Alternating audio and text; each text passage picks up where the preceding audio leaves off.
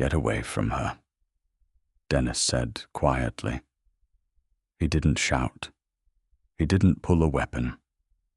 But the chilling, absolute authority in his gravelly voice acted like liquid nitrogen in the grand ballroom of the Pierre Hotel. 100 of New York's most dangerous elites froze instantly.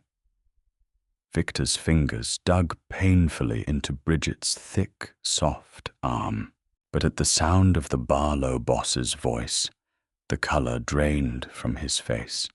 No one breathed. The king had finally claimed his queen.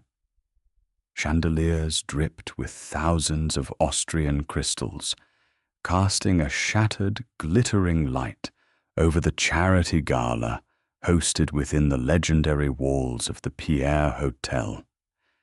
It was an event dripping in high society glamour and under-the-table corruption. To the untrained eye, it was a gathering of Wall Street titans, politicians, and philanthropists. To those in the know, it was a neutral ground for the 5 ruling families of the East Coast to negotiate their blood-soaked territories over glasses of Dom Perignon. Bridget Hill stood near a towering ice sculpture, feeling entirely out of place, yet refusing to shrink herself to fit the room. She was a fat woman in a sea of rail-thin socialites and meticulously sculpted mob wives, where they wore restrictive, backless slips of fabric. Bridget was draped in a magnificent, custom-tailored emerald silk gown. It hugged her generous curves, accentuated her waist, and flowed elegantly over her wide hips. She knew she took up space, and after years of apologizing for her existence, she had finally learned to wear her body like armor.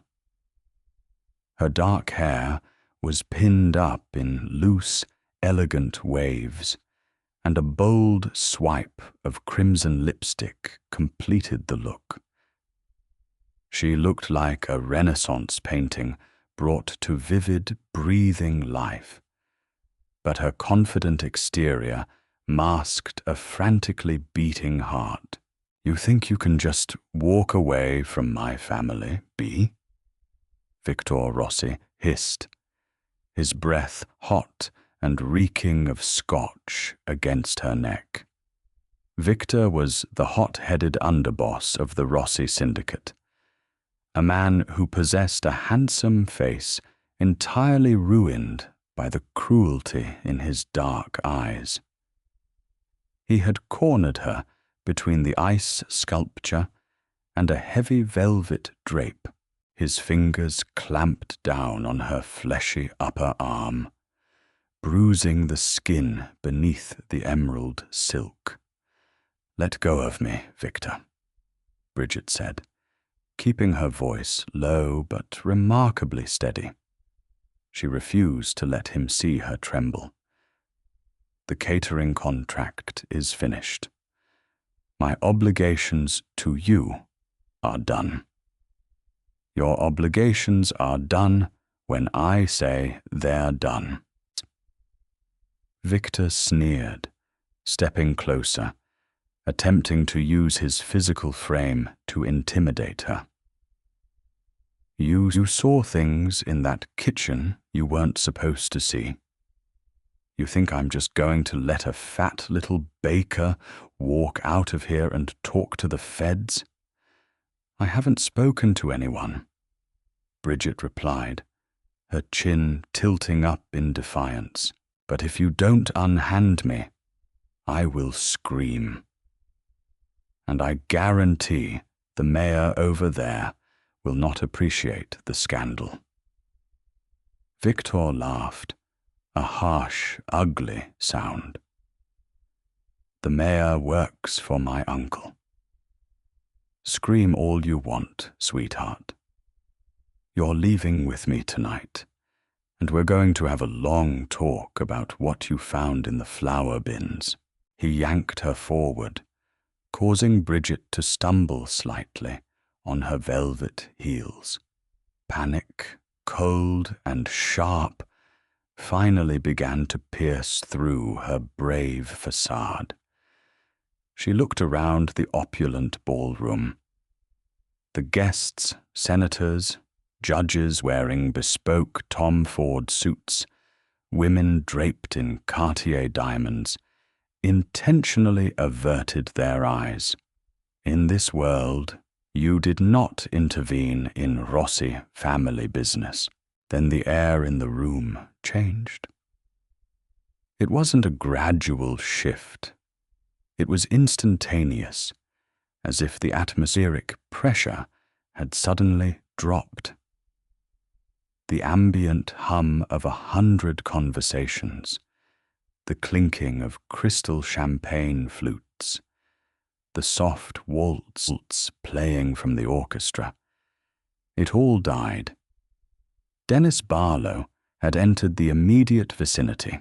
He was a mountain of a man, clad in a perfectly tailored charcoal Brioni suit that did nothing to hide the lethal, coiled muscle beneath. As the head of the Barlow family, the most powerful and ruthless syndicate on the eastern seaboard, Denny commanded a terrifying level of respect. He had a strong, aristocratic profile, dark eyes that missed absolutely nothing, and a faint silver scar running from his left temple down to his jawline, a souvenir from a life he had brutally conquered. He moved with the silent, predatory grace of a panther, parting the sea of frozen guests without needing to say a single word.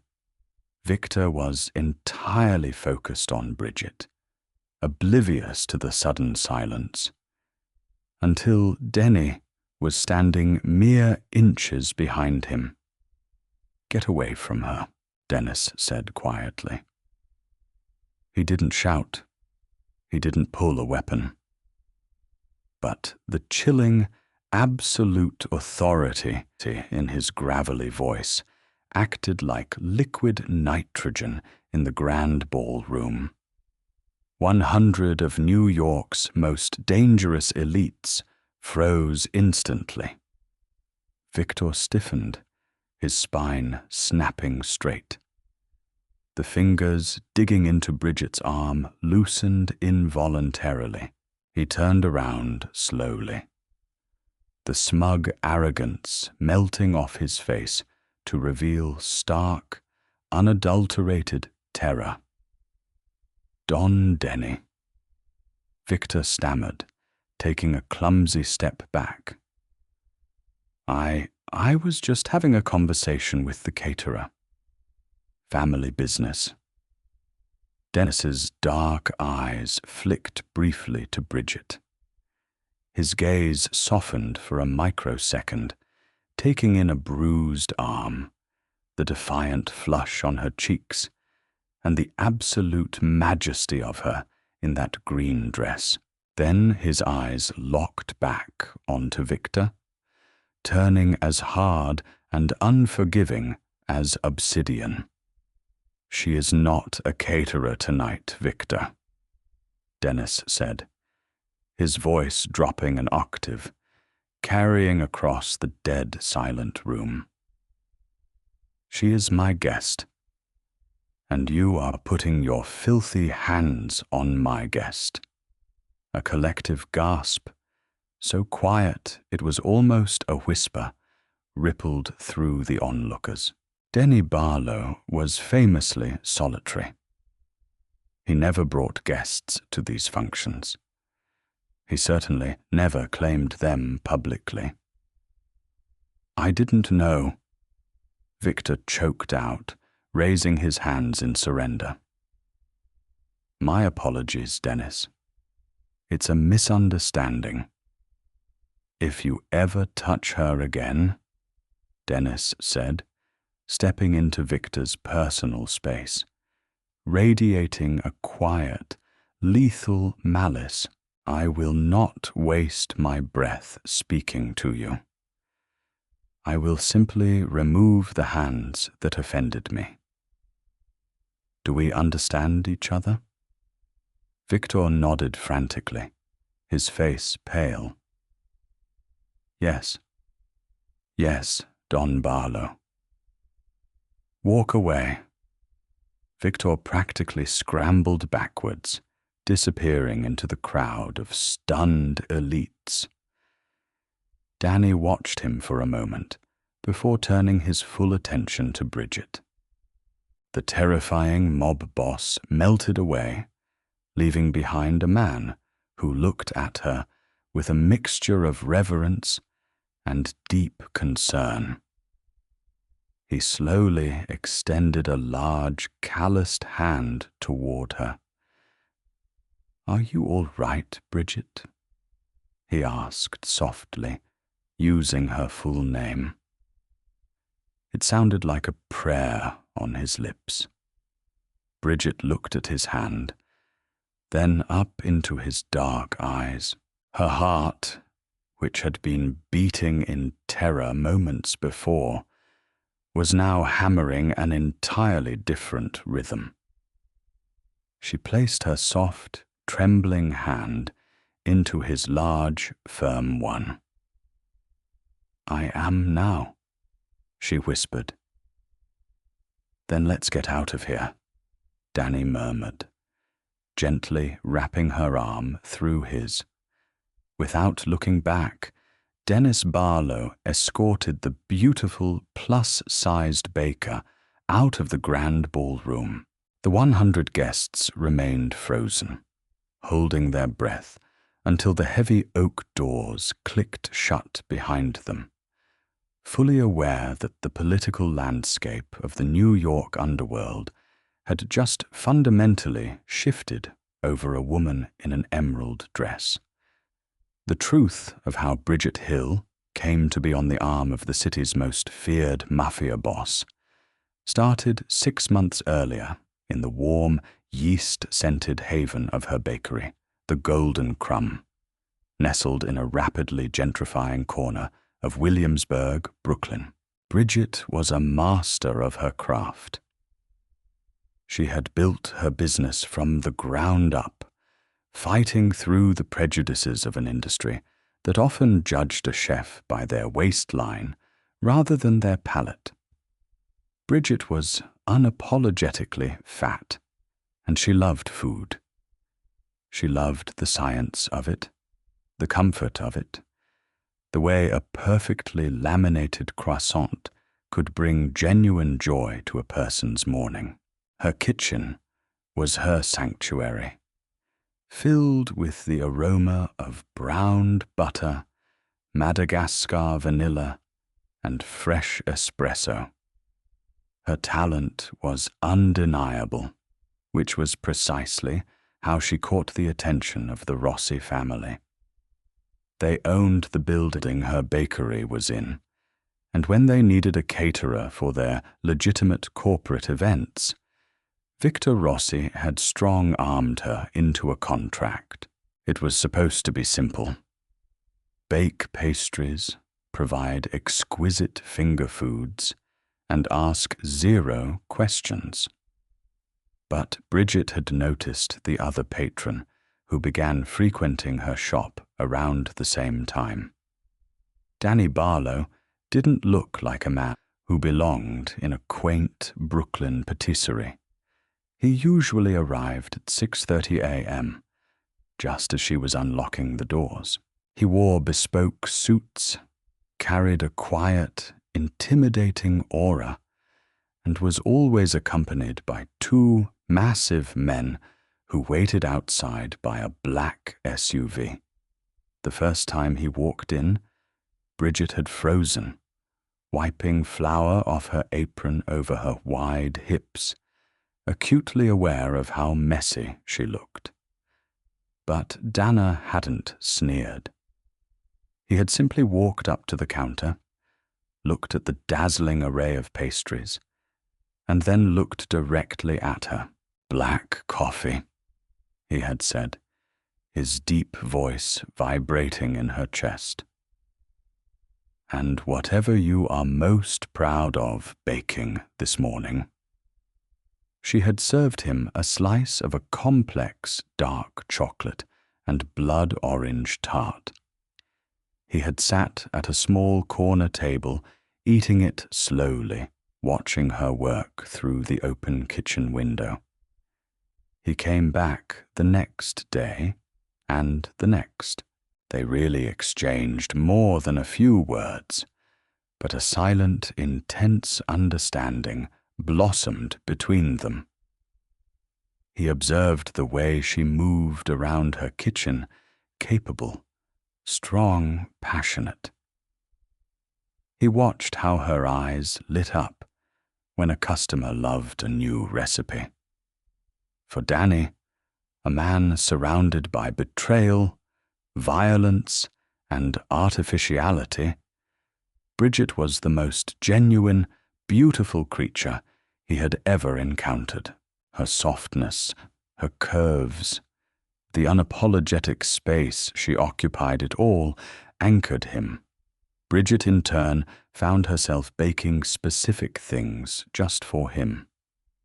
She learned he hated overly sweet things, preferring rich, complex, savory, or dark flavors.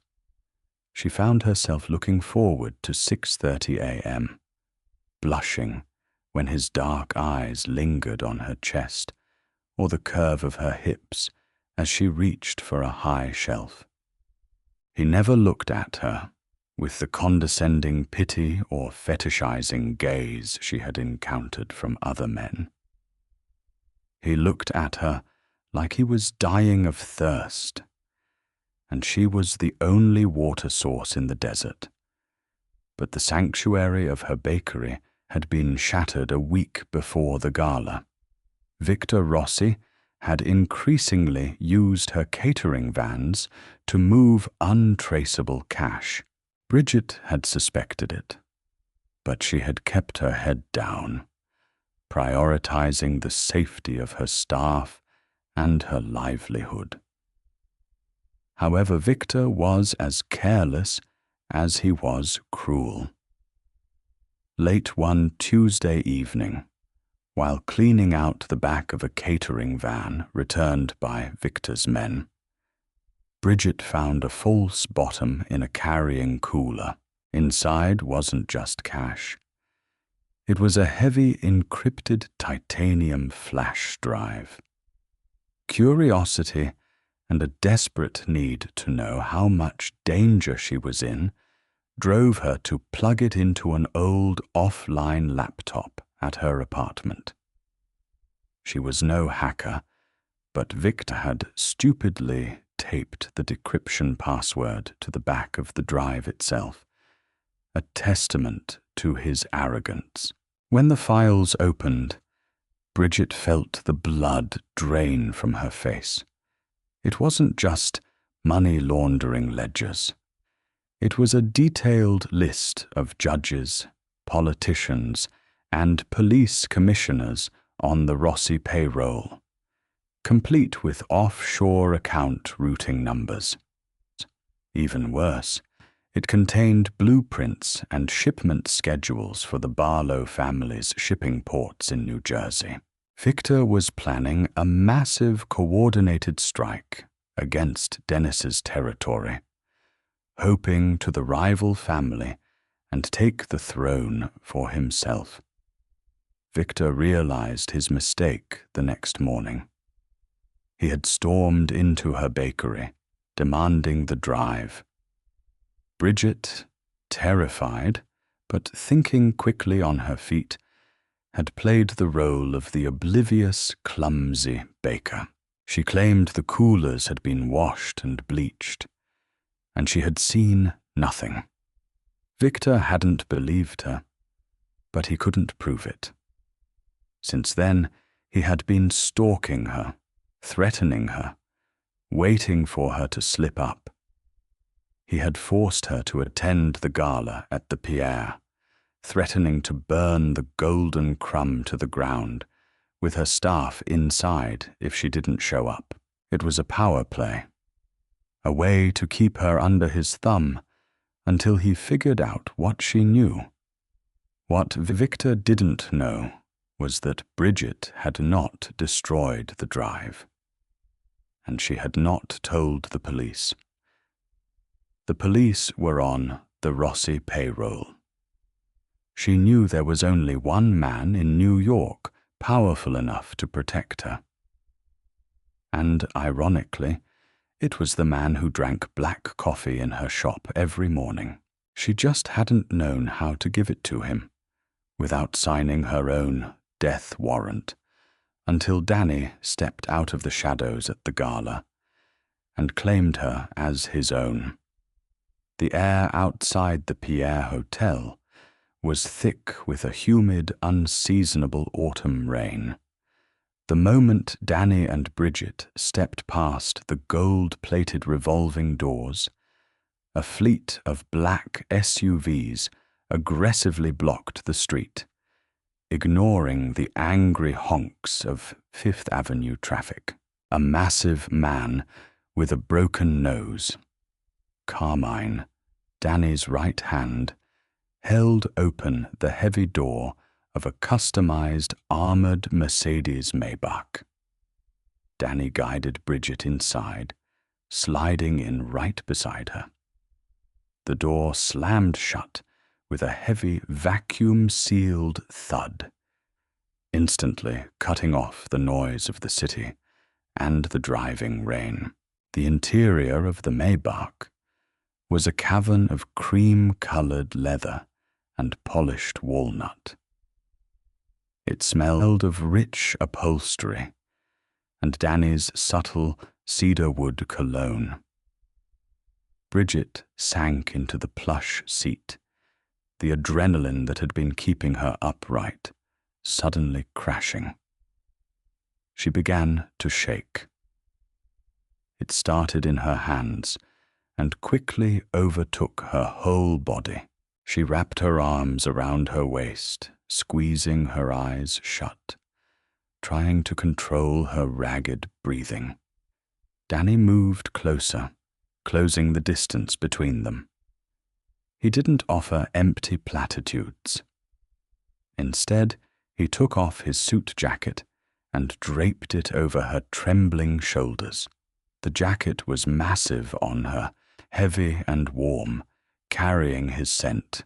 "Breathe, Bridget," he said, his voice a low, soothing rumble in the quiet cabin. "You are safe.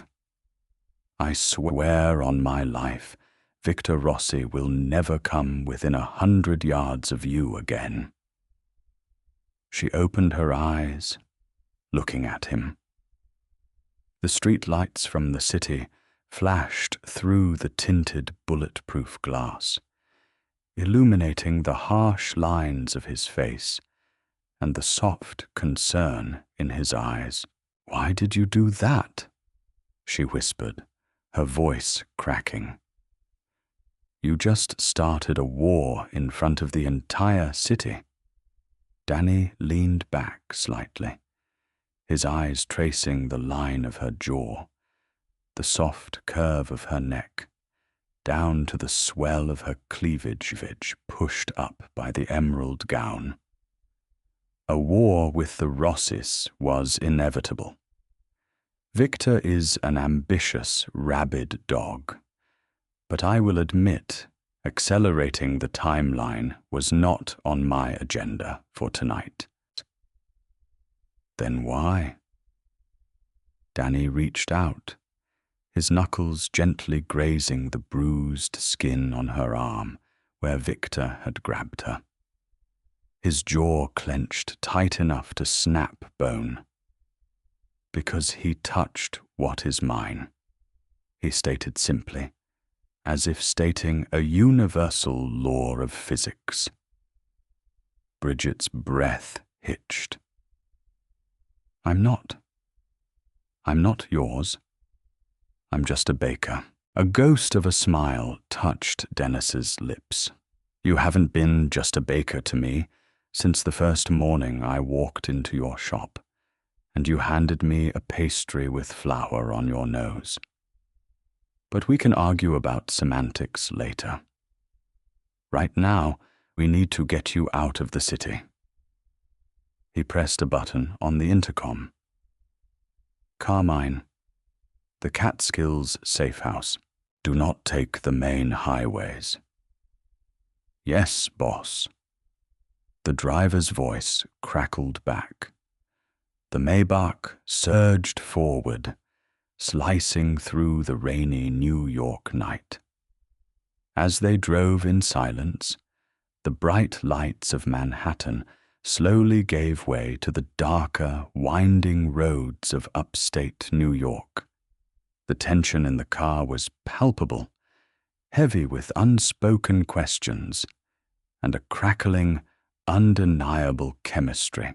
Bridget was hyper-aware of his thigh resting inches from hers, the heat radiating from his large frame. After 2 hours of driving through twisting, forested mountain roads, the Maybach approached massive wrought iron gates hidden entirely from the main road by thick pines. The gates swung open automatically, revealing a stunning, modern fortress of glass, steel, and dark stone built into the side of the mountain. It was brutalist, beautiful, and completely impenetrable. Once inside the massive garage, Danny helped her out of the car. He kept a protective hand on the small of her back as he guided her up a private elevator and into the main living space.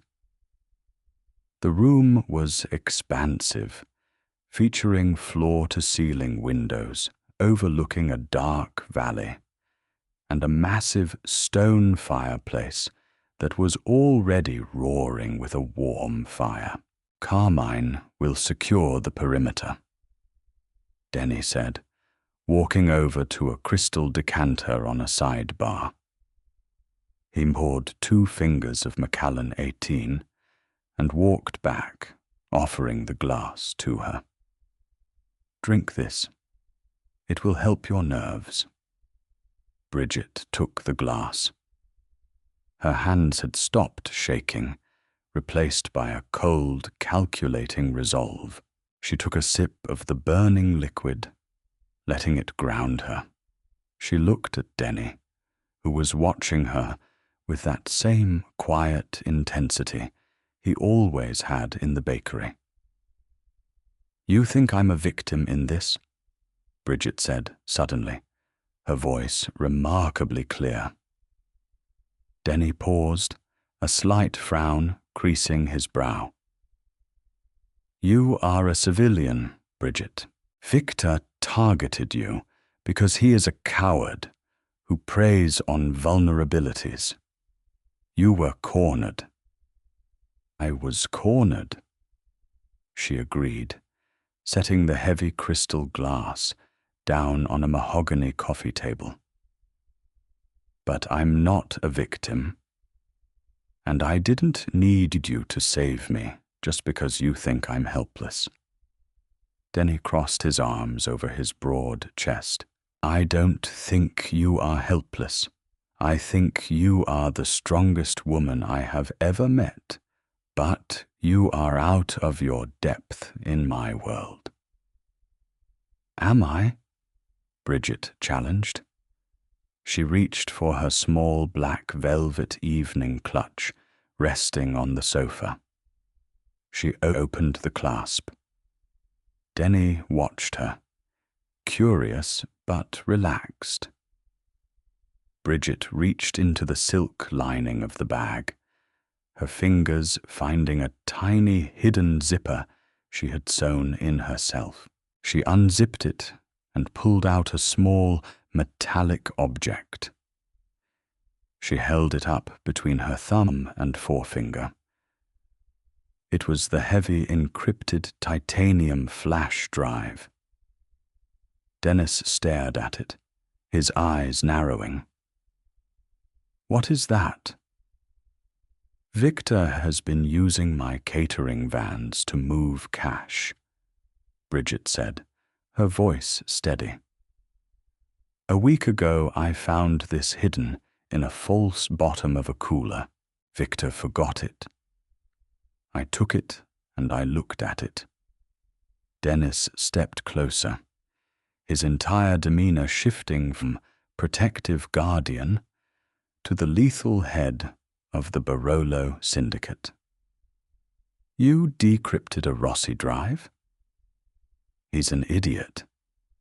He taped the password to the back," Bridget said with a dry, humorless chuckle.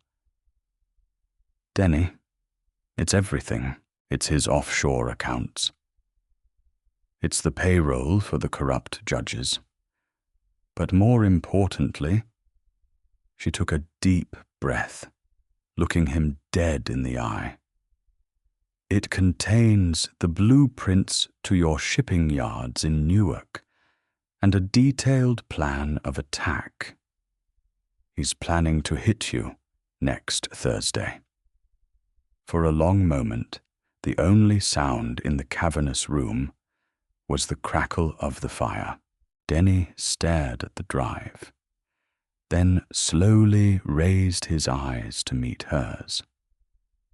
He looked at this beautiful, soft, plus-sized woman in an emerald gown, realizing she had been walking around for a week with the holy grail of his enemy's empire tucked into her purse.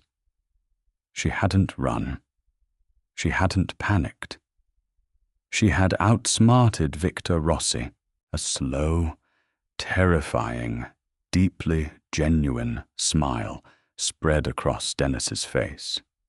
It transformed him, making him look younger, more feral, and incredibly dangerous. "You stole Victor Rossi's entire empire," Danny murmured, stepping so close she could feel his breath on her face. "I secured an insurance policy," Bridget corrected, holding the drive out to him. "I was going to find a way to give it to you." Tonight just sped up the timeline. Danny didn't take the drive. Instead, he reached out and gently cupped her face in his large, scarred hands. His thumb stroked her soft cheeks, revs radiating from him in waves. "You are magnificent," he whispered, his voice thick with an emotion that bordered on obsession.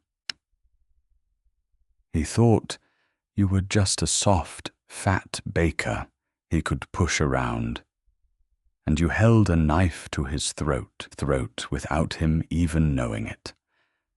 Bridget's breath caught in her throat. The way he said fat wasn't an insult. It wasn't a fetish. It was just a fact of her, a part of the magnificent whole he was looking at. "Are we going to stop him?" Bridget asked, her heart hammering against her ribs. Danny finally took the flash drive from her fingers, tossing it carelessly onto the table. He didn't care about the drive right now. He pulled her flush against his solid body. "We," Danny said, his lips brushing against hers, sending a jolt of electricity straight down her spine, "are going to destroy him." Morning broke over the Catskills in a wash of pale gold and slate grey. The heavy rain from the night before giving way to a crisp, biting chill. Inside the brutalist mountain fortress, the atmosphere was a stark contrast to the serene wilderness outside. It was a war room. Bridget awoke in the master suite, tangled in sheets of Egyptian cotton that smelled intoxicatingly of cedar wood and Denny. She was wearing one of his spare dress shirts, a crisp white Tom Ford button-down that draped over her wide hips and fell to her mid-thigh.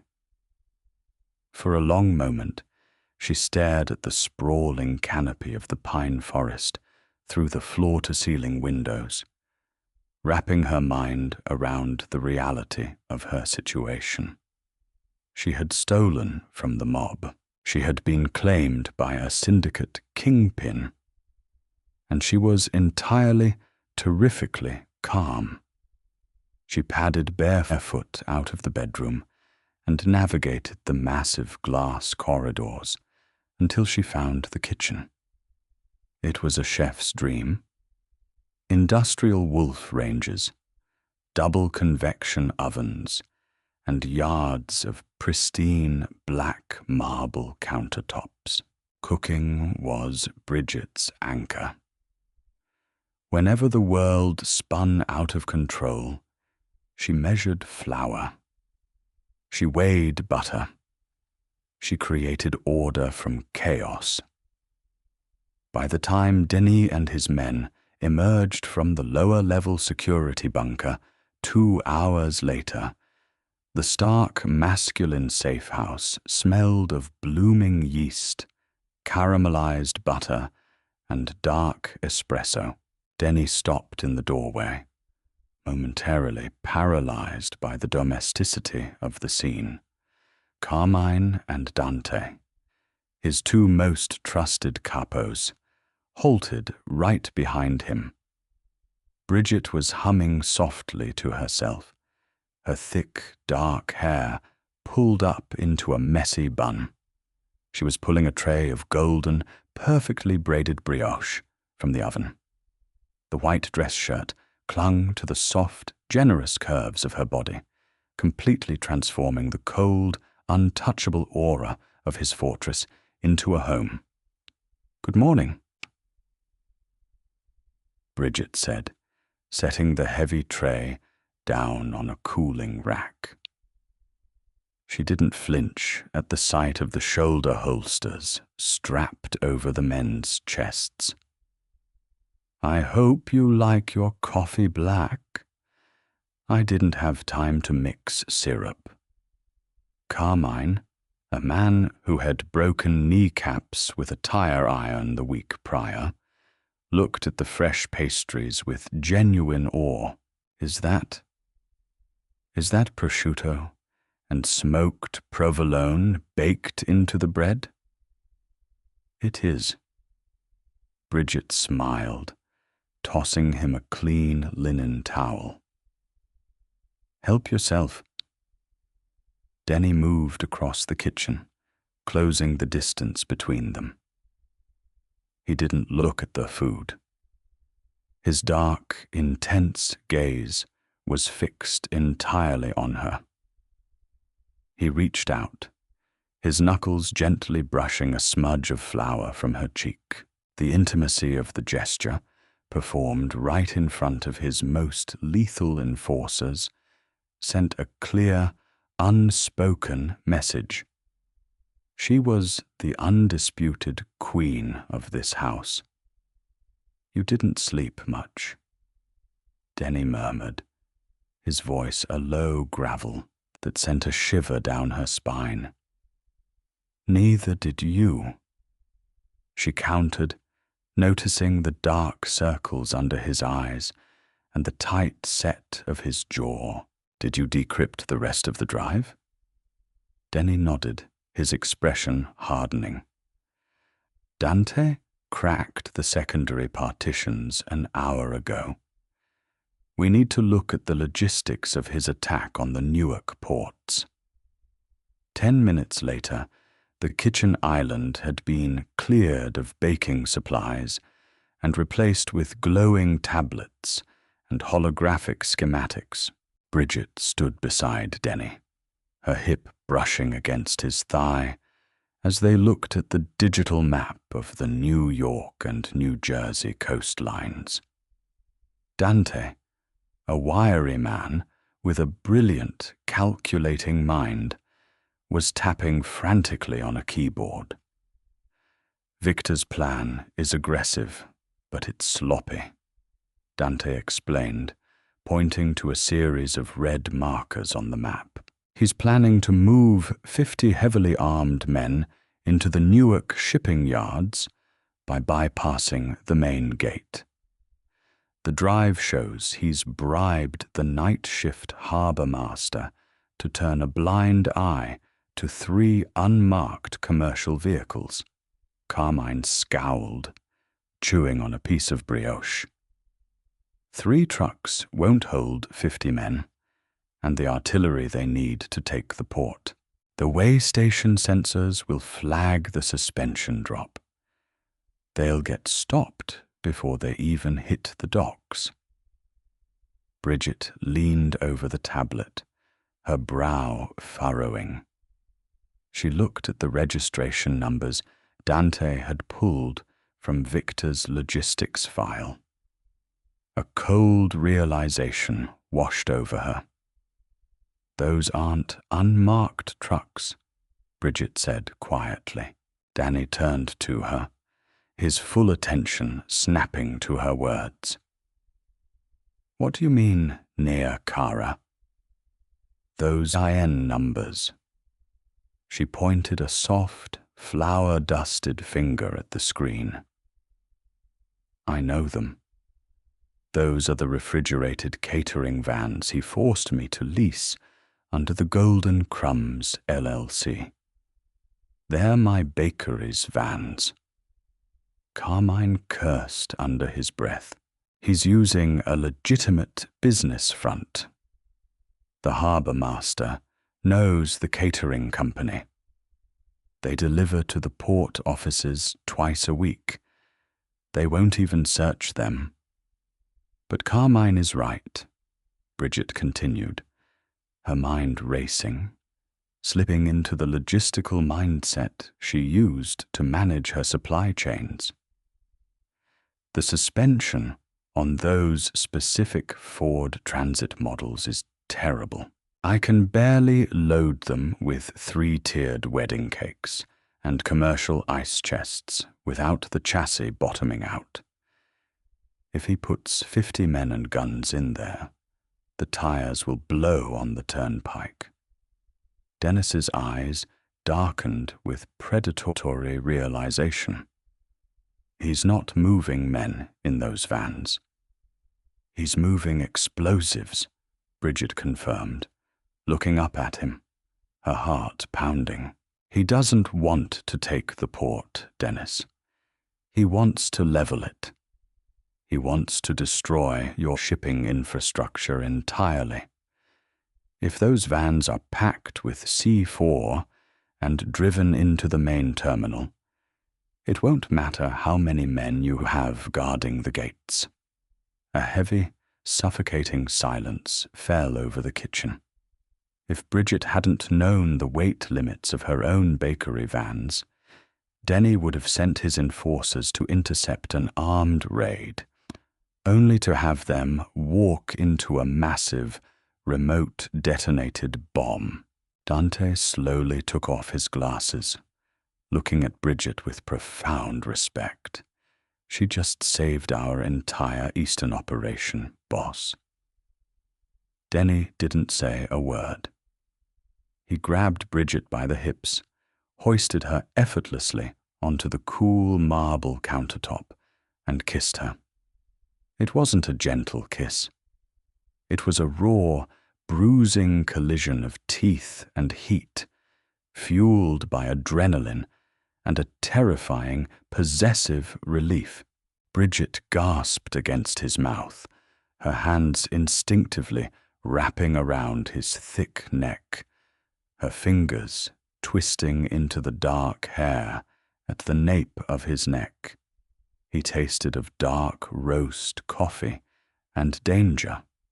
Denny pressed his solid, muscular frame between her thighs, completely consuming her, branding her as his own in front of his men.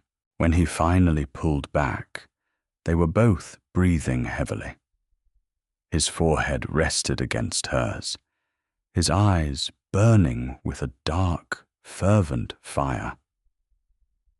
"You," Danny whispered fiercely, "are the most dangerous thing I have ever brought into my life."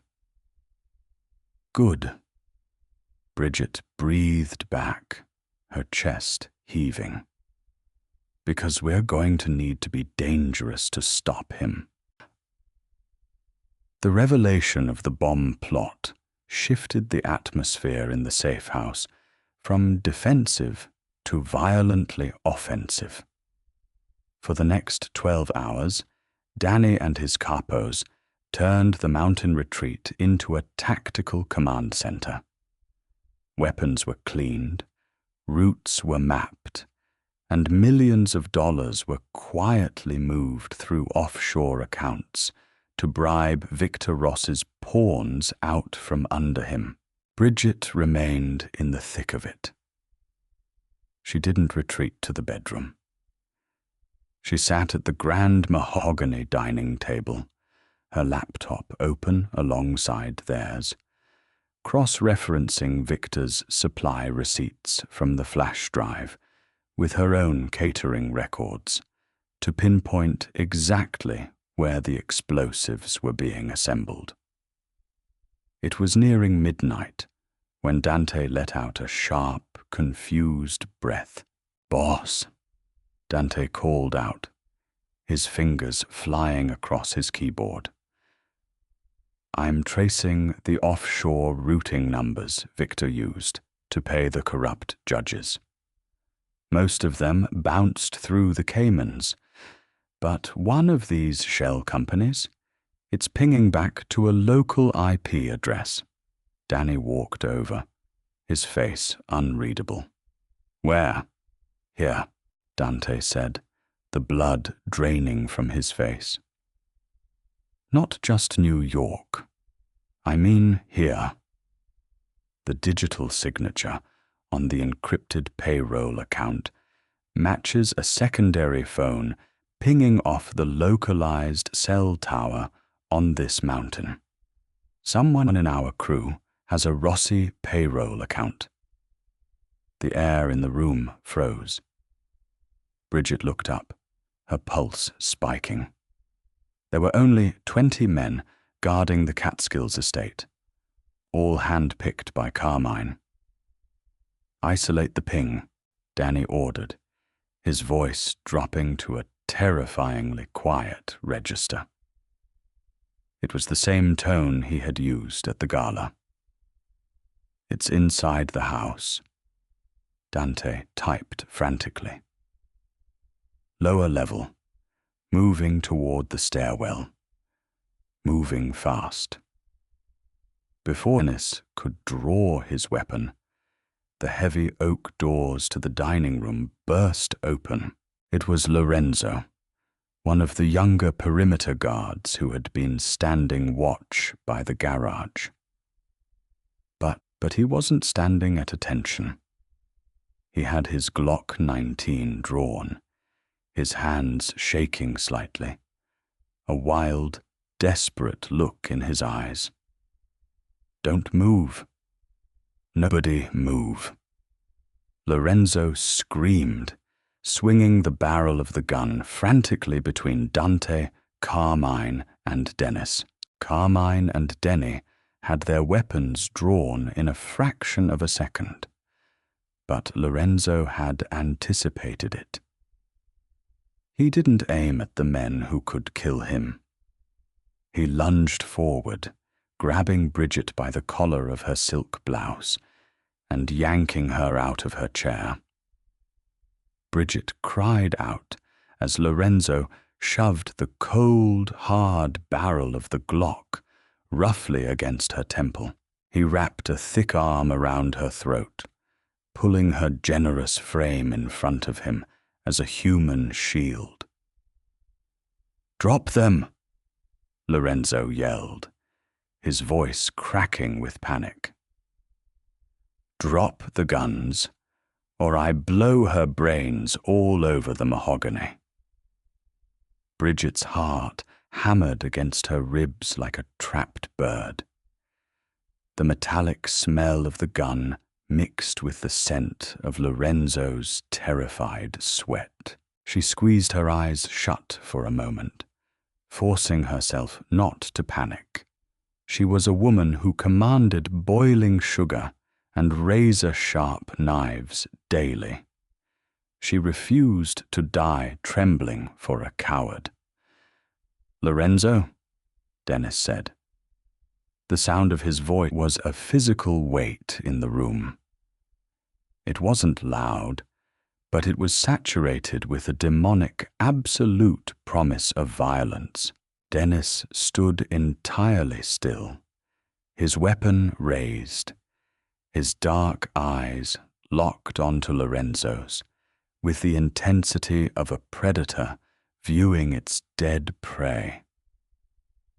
"You are going to take the gun away from her head," Dennis said slowly, enunciating every syllable. "And if you do, I promise I will make your death quick. If you pull that trigger, I will keep you alive in the basement of this house for a year, and you will beg me for the mercy of hell. Victor knows she's here," Lorenzo stammered, pulling Bridget tighter against him, choking off her air. "He paid me to drop the firewall on the perimeter cameras. His men are already at the bottom of the mountain. You're dead, Barlow. It's over." Bridget opened her eyes. She saw the microscopic shift in Dennis's stance. She saw Carmine subtly step to the left, drawing Lorenzo's panicked gaze for a fraction of a millisecond. That was all Dennis needed. The suppressed gunshot was a sharp biting in the large room.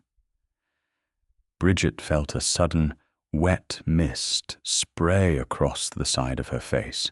The arm around her throat went instantly slack. Lorenzo's body collapsed backward like a marionette with its strings brutally severed, hitting the hardwood floor with a heavy, lifeless thud.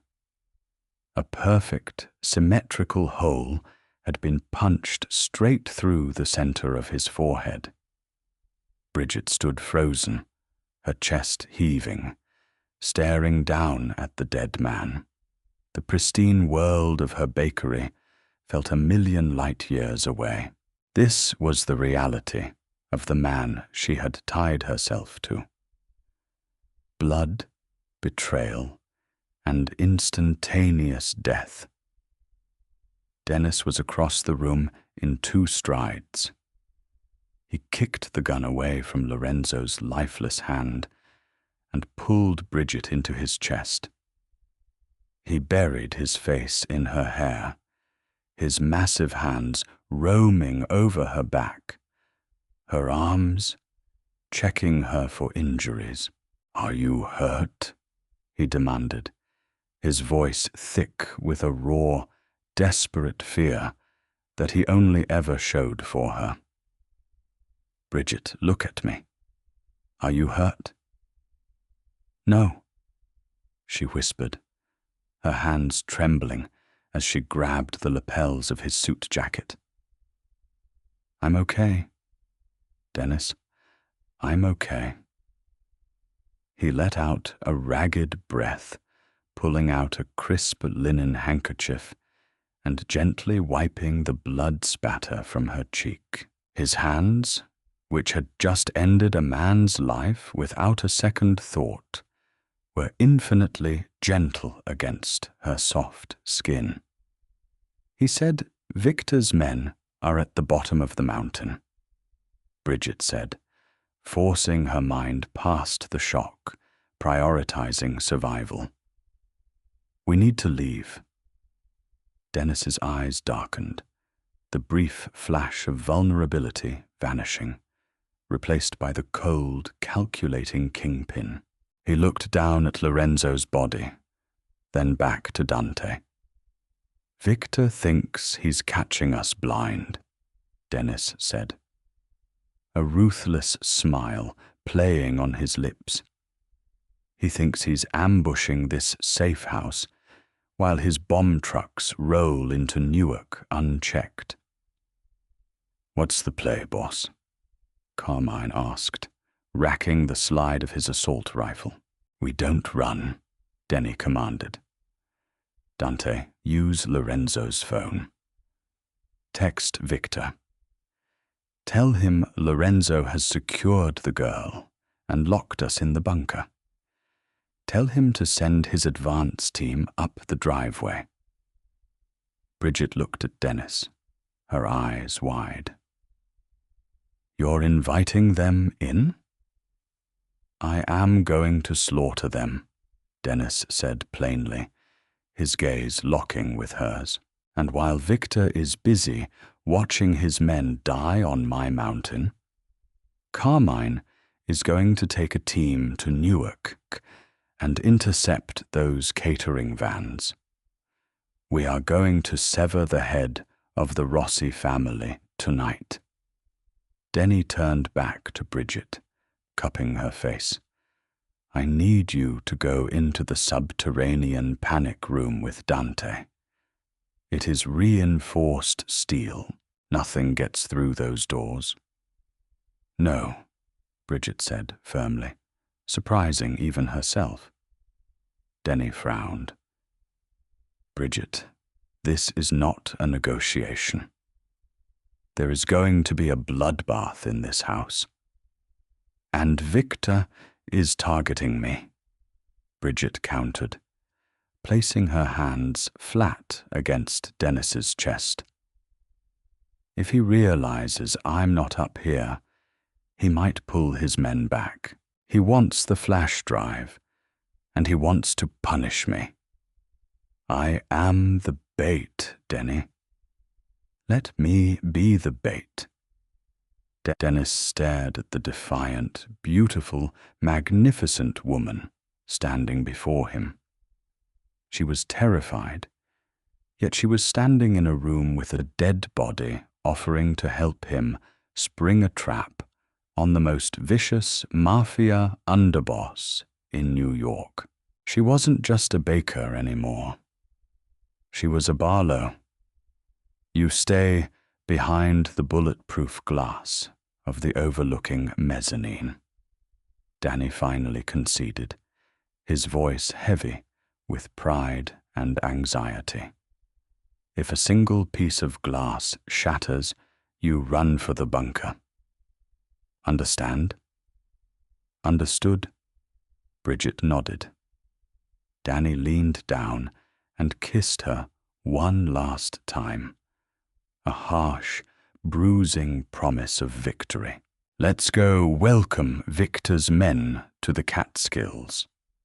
The silence that blanketed the Catskills estate was heavy, suffocating, and loaded with lethal anticipation.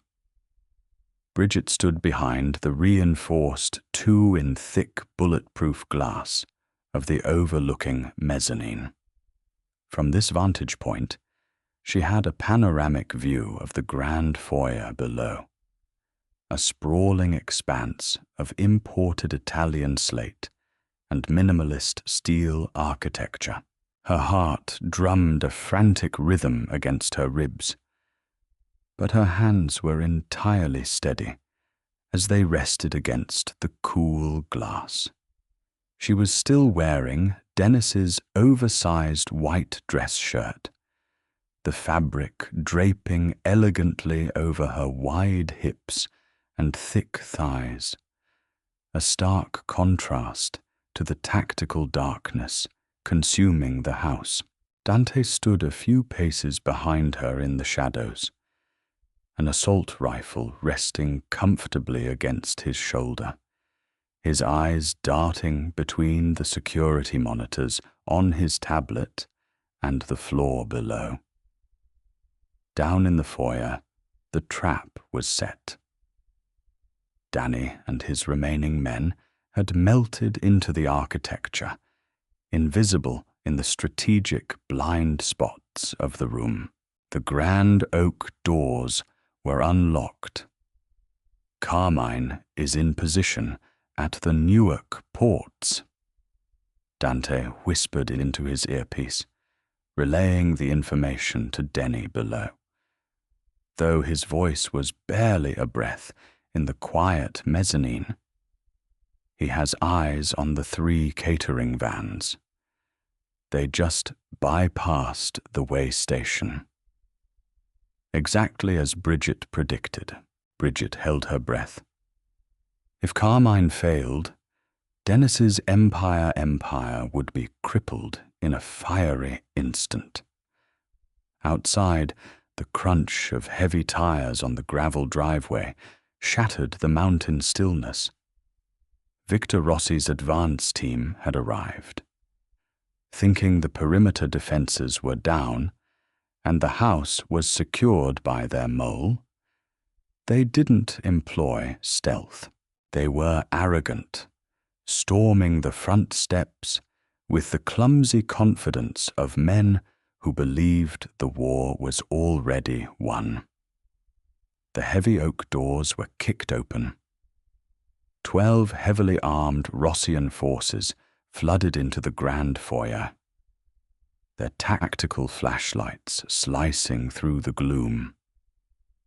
They fanned out, their boots heavy on the slate, weapons raised as they moved toward the main living area, expecting to find Dennis Barlow zip-tied and waiting for execution.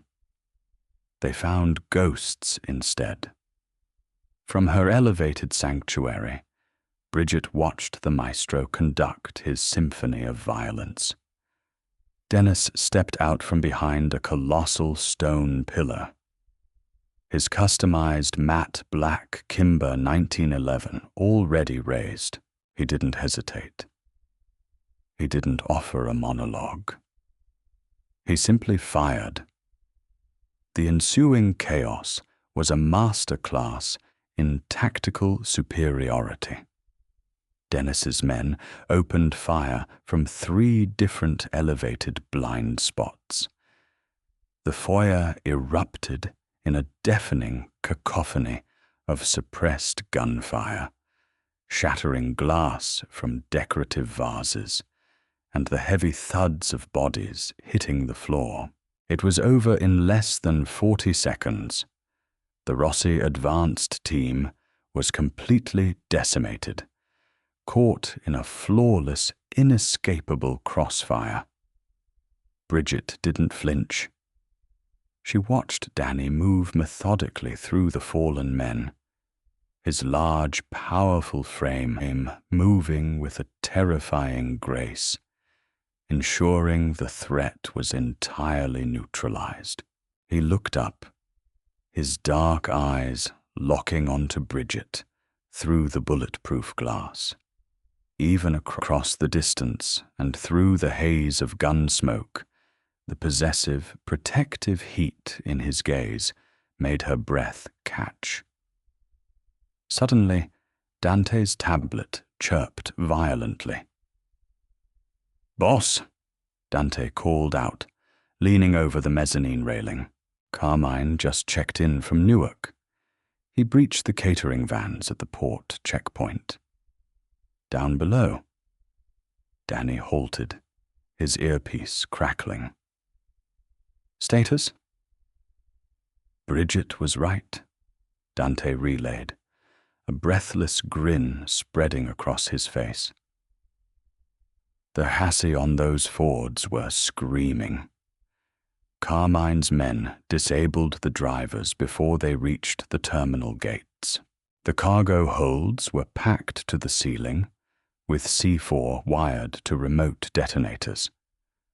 The bomb squad is disarming them now. The ports are secure. A collective exhale seemed to ripple through the Barlow men. Bridget leaned her forehead against the glass, closing her eyes as a wave of profound relief washed over her. She had done it.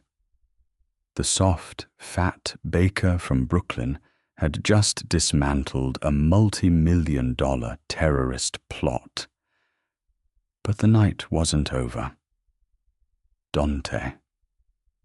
Dennis's voice crackled over the comms, cold and deadly. Victor wouldn't have stayed in the city. He's too vain. He wants to watch me die, pinging Lorenzo's phone again, Dante said, his fingers flying across his screen. We have a secondary signal. A heavily armored SUV is approaching the main gate. It's him. Victor is coming up the mountain. Kill the exterior floodlights, Dennis ordered, racking a fresh magazine into his handgun. Open the gates. Let the rat walk to us. Walk into the trap. The estate plunged into absolute darkness, save for the faint, silvery moonlight spilling through the skylights. Bridget gripped the railing, her pulse surging once again.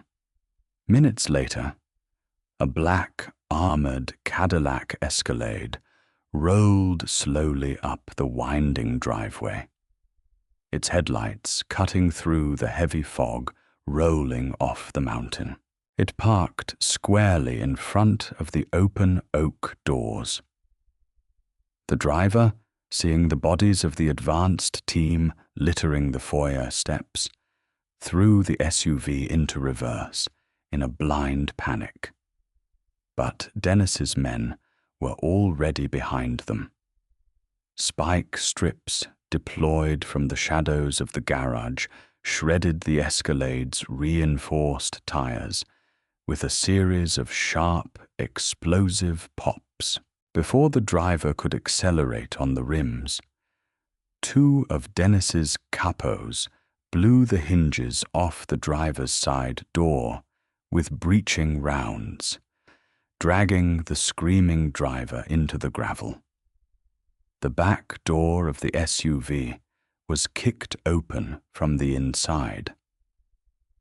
Victor Rossi stumbled out, clutching a submachine gun, his designer suit rumpled and his face pale with frantic realization. He spun around, trying to find a target in the darkness, but he was instantly surrounded by the blinding beams of half a dozen tactical flashlights. Put it down, Victor. Dennis's voice boomed from the front steps of the estate. Victor froze, squinting against the harsh light.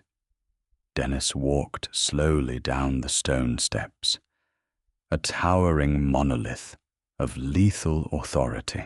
The silver scar on his jaw caught the moonlight, making him look every inch the ruthless underworld king he was.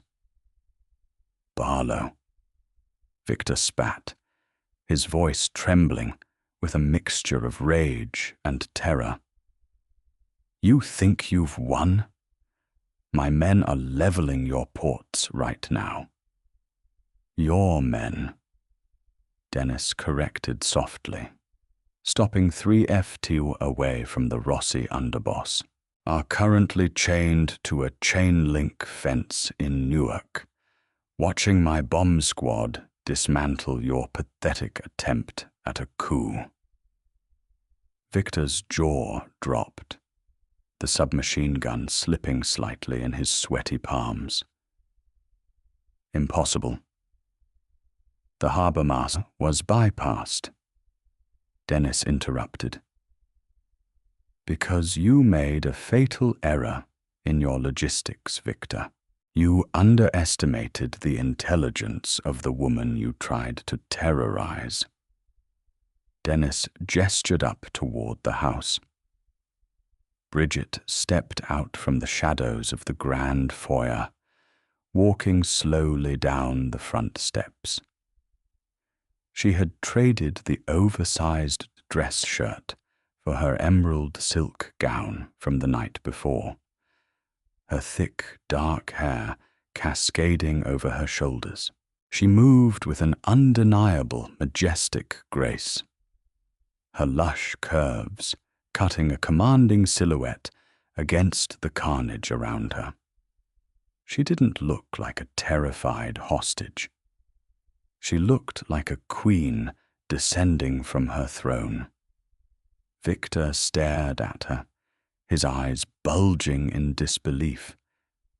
You told him about the vans." "I know my business, Victor," Bridget said, her voice clear and carrying over the cool mountain air. "I know how much weight my vans can carry, and I know a coward when I see one."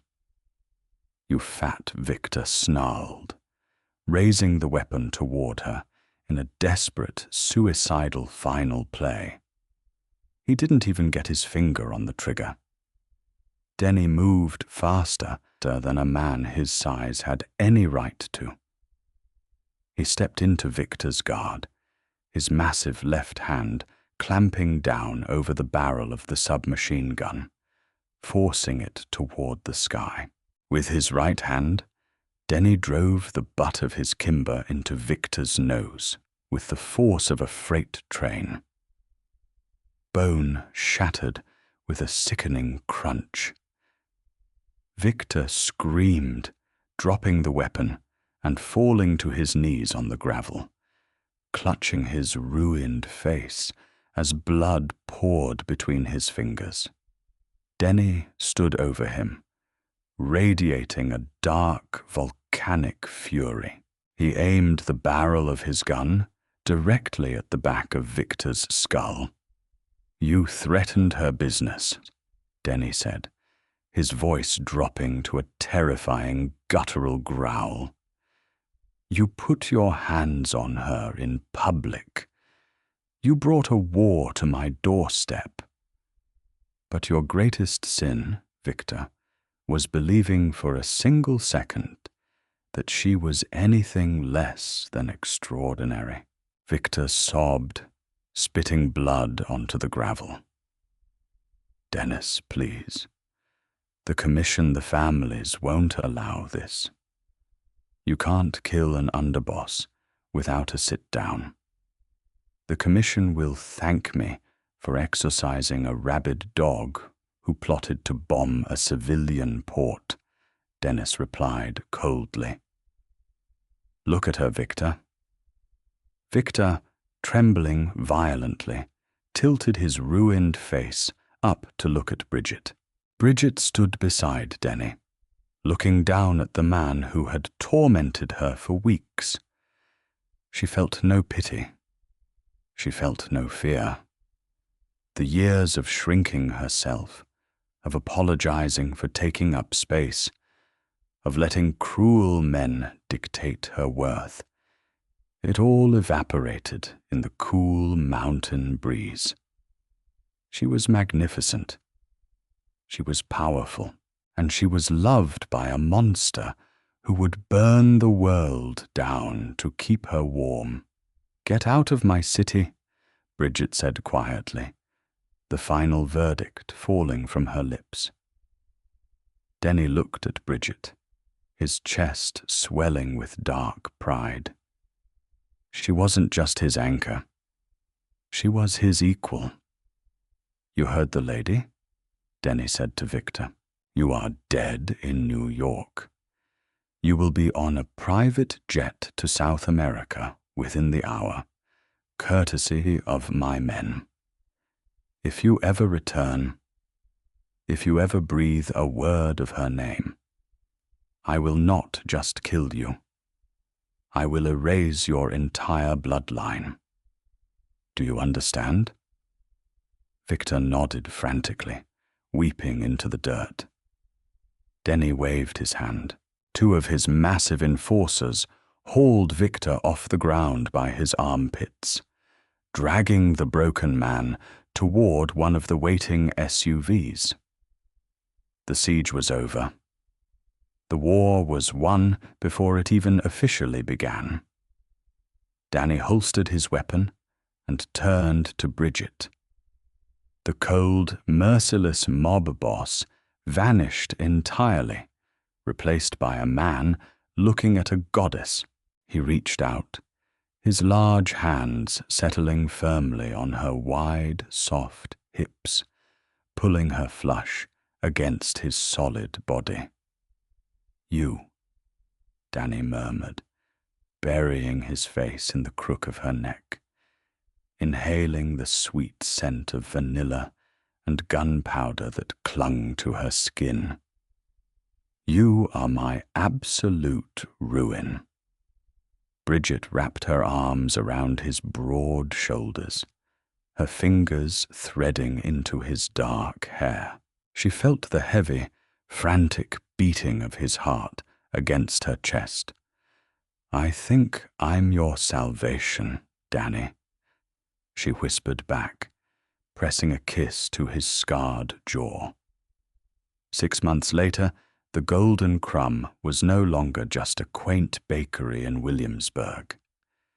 It was the flagship of a massive, thriving culinary empire spanning the 5 boroughs. The Rossi family had completely collapsed, their territories quietly absorbed by the Barlow Syndicate, ushering in an era of unprecedented, iron-fisted peace in the New York underworld. And at the center of it all was Bridget. She stood in the massive, state-of-the-art kitchen of her new Manhattan headquarters, humming happily as she pulled a tray of dark chocolate and blood-orange tarts from the commercial oven. She wore a custom-tailored chef's coat that hugged her generous curves perfectly, a diamond the size of a small boulder flashing on her left ring finger. The heavy kitchen doors swung open, and the ambient noise of the bustling bakery went instantly dead silent. Dennis Barlow walked in wearing a bespoke charcoal suit, moving with that same quiet, predatory grace. His men waited outside. He didn't care about the flour on the counters or the heat of the ovens. He walked straight up to his wife, pulling her into a deep, possessive kiss that left her breathless and flushed. "Black coffee?" Bridget asked, smiling up at the most dangerous man in the city. "And whatever you are most proud of baking this morning," Dennis replied, his dark eyes tracing the magnificent, unapologetic shape of her body. "Because, Mayor Regina, I am ravenous." Bridget laughed, a bright, beautiful sound that echoed over the marble counters. She handed him a tart, knowing with absolute certainty that she had finally found a man who would never ask her to be anything less than entirely, powerfully full. Thank you so much for diving into this thrilling mafia romance. If you enjoyed the tension, the twists, and watching our magnificent, brilliant baker completely outsmart the underworld to claim her throne, please like this video and share it with your fellow romance and drama lovers.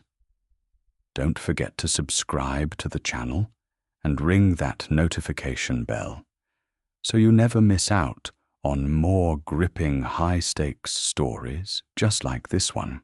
Drop a comment below telling us what your favorite moment was. We love hearing from you. See you in the next story.